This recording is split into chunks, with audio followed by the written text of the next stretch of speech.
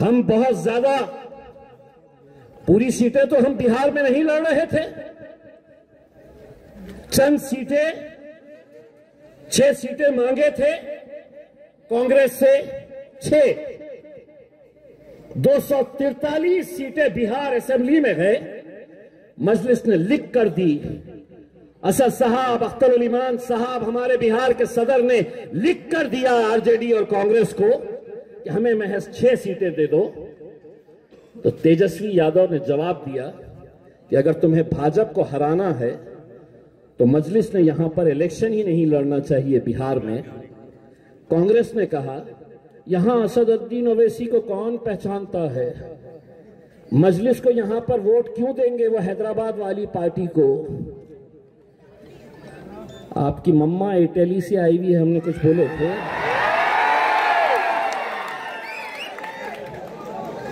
हमने कुछ बोले थे, लेकिन आप हमसे कह रहे हैं कि हैदराबाद वाले यहां क्यों आए हैं करके। अब दरअसल क्या है, इनको प्यारी अच्छी जबान इनको समझ में नहीं आती है। इनको जो भाषा समझ में आती है ना, वो बार बार मेरे मुंह से सुनना चाहते हैं। अब मैं जबान ही चला रहा हूं, वरना तो लातों के बूथ हाथों से नहीं मानते। तो ना मैं लात चला रहा हूं, ना हाथ चला रहा हूं, लेकिन जबान चलाऊंगा,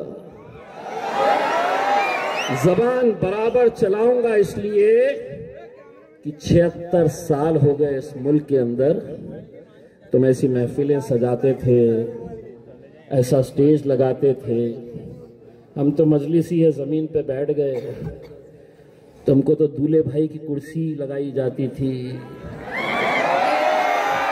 उस दूल्हे भाई के कुर्सी पे कभी आके है तो कोई पवार बैठ रहा है, तो एकनाथ शिंदे बैठ रहा है, कभी देवेंद्र फडणवीस, और हम क्या कर रहे हैं, तो हम ये ऐसे बैठे हैं, हम क्या कर रहे हैं, तो आ रहे हैं, हमसे साहेब ये ताहे, हमसे साहेब ये ताहे, तो हम शतरंजियां बिछाने का काम कर रहे थे, हम कुर्सियां लगाने का काम कर रहे थे।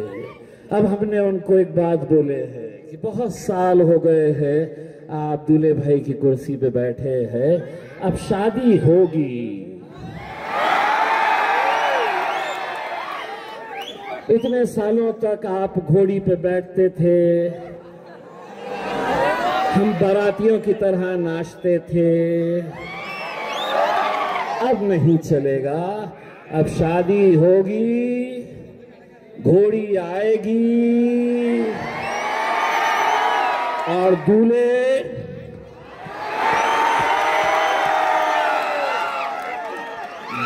भी हम ही बनेंगे अब। और हमारी घोड़ी के सामने तुमको क्या करना है, ताता थैया, ताता थैया, प्रैक्टिस कर लो अच्छे तरीके से। 3 तारीख के दिन ये आवाम, सुनो कांग्रेसियों,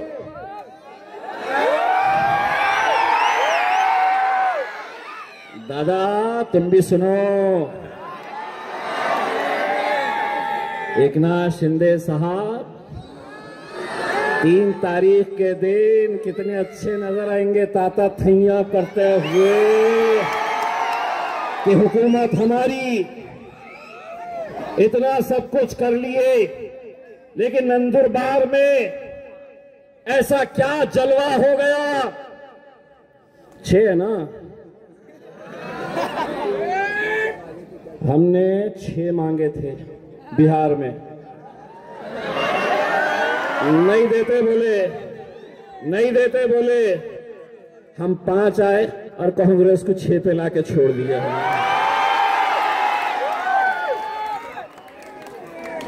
जैसे ही हमारा असद साहब का जलसा ऐसा होता तो दूसरे दिन हेलीकॉप्टर से पहुंच जाते, असद भाई ऐसे, एमआईएम ऐसी, एमआईएम को वोट नहीं देना, ये नहीं करना, लेकिन पब्लिक ने तय कर। सुनिए, आदरणीय प्रधानमंत्री श्री नरेंद्र मोदी जी, भाई और बहनों, इन्होंने कहा हमको, पूरे देश को बताया कि मैं प्रधानमंत्री बनने से पहले क्या करता था।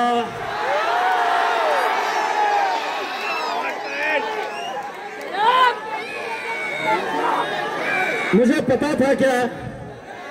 मुझे पता था? आप में से किसको पता था? उनके हाथ की किसी ने चाय पिए थे? उन्होंने बोले मैं चाय बेचता था। अगर उन्होंने बोले कि मैं पकोड़े बेचता था तो हम आपको पकोड़े वाला बोले होते। लेकिन अगर आप इतने फख्र से कहते हैं कि मैं चाय बेचता था, नंदुरबार में रेलवे स्टेशन है क्या? बस पुलिस वाले गौर से सुन रहे हैं, आधा मैं बोलूंगा आधा तुमने बोलना। कैमरे वाले रिकॉर्ड कर रहे हैं। एकनाथ शिंदे साहब फोन कर बोलेंगे एसपी साहब को कि उसने हमारे प्रधानमंत्री को बोला कि वो ये बेचते थे करके। लेकिन मैं ये बोलने आया हूं 2029 में इलेक्शन है। अगर अल्लाह ने चाहा नंदुरबार के स्टेशन के ऊपर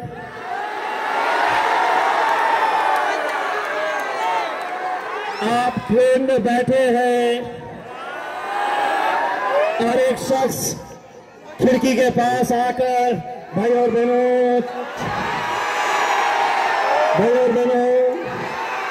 गर्मा गरम कड़क चाय चाय चाय चाय चाय चाय चाय चाय चाय चाय चाय चाय।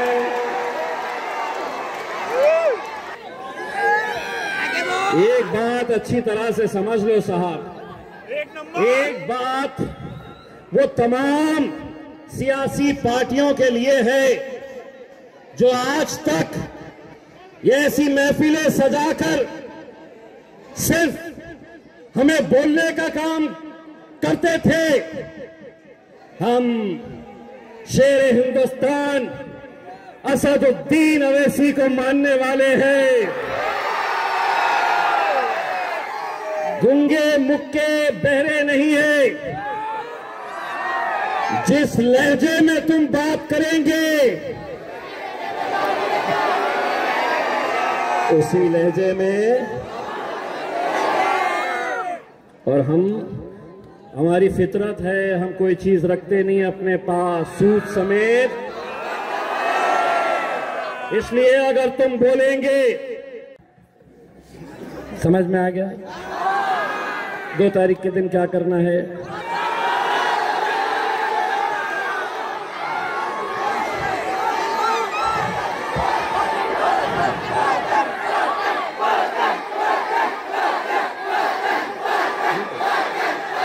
पता होने वाली है,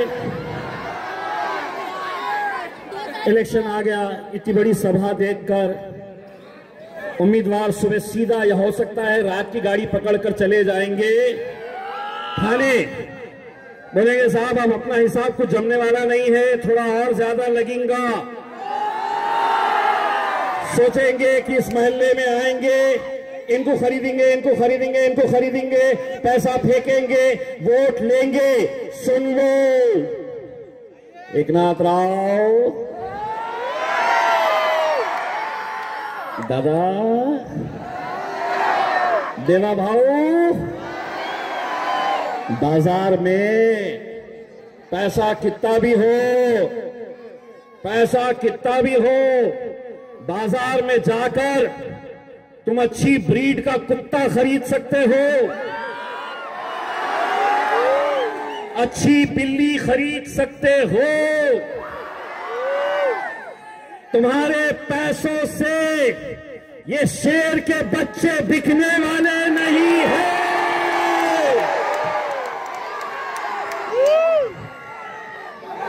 बस इतना मैं आप लोगों से इल्तिजा करता हूं मेरे भाई कि 3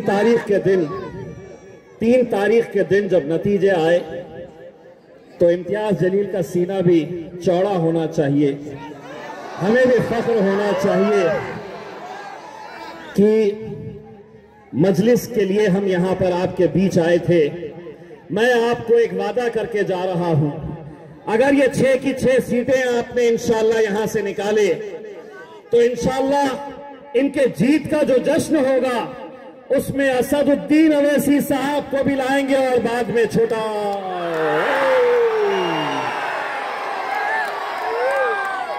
तो मैं दिलाना चाहता हूं, दोनों हाथ ऊंचे करके तुम बोलेंगे। अभी ये अहमदनगर में एक आमदार था, दादा का आमदार, इतना फड़फड़ा रहा था। मैंने असद भाई को बोला, असद भाई जरा ज्यादा हो जा रहा, इसका इलाज करके आता। तो असद भाई बोले तू अकेला क्यों जा रहा, चल मैं भी आता। इतनी धुलाई किए, चिकनी चमेली की कि अब बोलना ही भूल गया। एक बंबई में है इत्तू सा है। मेरे को डर ये लगता है कि किसी दिन ये असदुद्दीन अवैसी साहब के सामने आ जाए तो असद भाई उसको उठाकर शेरवानी के जेब में न रख के लेकर चले गए।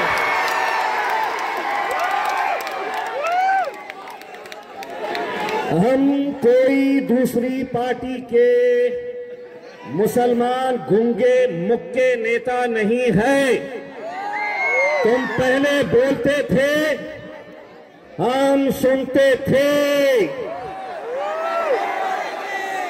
अब हम बोलेंगे।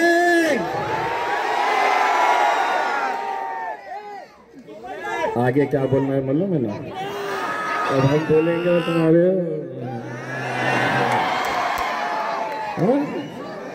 पुलिस वाले सुन रहे, तो आधा मैं आधा तुम, मीडिया वाले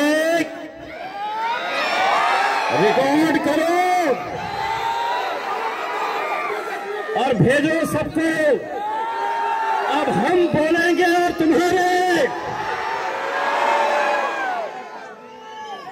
एक ही बोलो। कोई पप्पा बोल रहे, कोई बाबा बोल रहे हैं, कोई बाप बोल रहा है। बाप बोलो, बाप। अब हम बोलेंगे